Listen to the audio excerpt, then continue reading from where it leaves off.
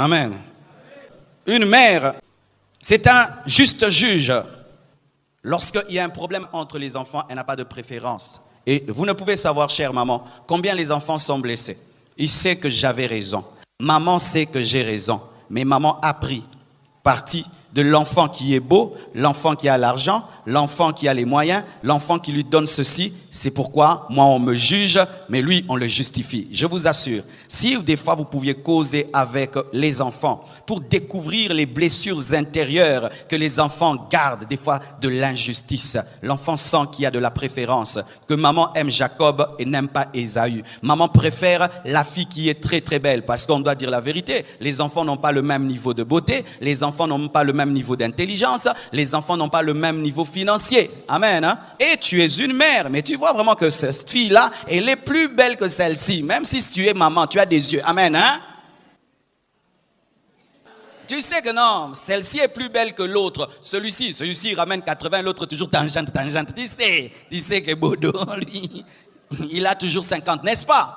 Tu sais que ton fils là ne travaille pas, les autres travaillent et te donnent $100, 200, 1000, 3000. Comment tu vas te comporter face à cette différence? Une vraie mère vous aime tous, mais une fausse mère va révéler clairement que j'aime celle qui me donne l'argent, j'aime celle qui est belle, et ainsi tu présentes plus celle qui est belle, tu prends des photos avec celle qui est belle, c'est elle que tu mets sur tes statuts, celle qui est belle. Il y a des blessures même dans les WhatsApp des mamans, hein? Oh oui maman, tu as beaucoup d'enfants, ton WhatsApp c'est seulement ta fille belle là, l'autre là n'existe pas, hein? Et tu penses que l'autre ne regarde pas tes WhatsApp.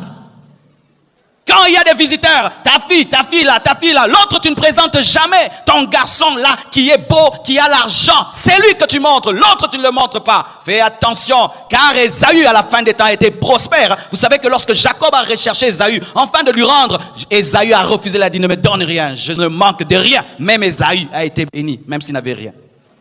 Alléluia. Faites l'effort d'être juste. Faites l'effort d'être juste. Et surtout, dans la vie, faites très attention. La vie réserve des surprises. Hein?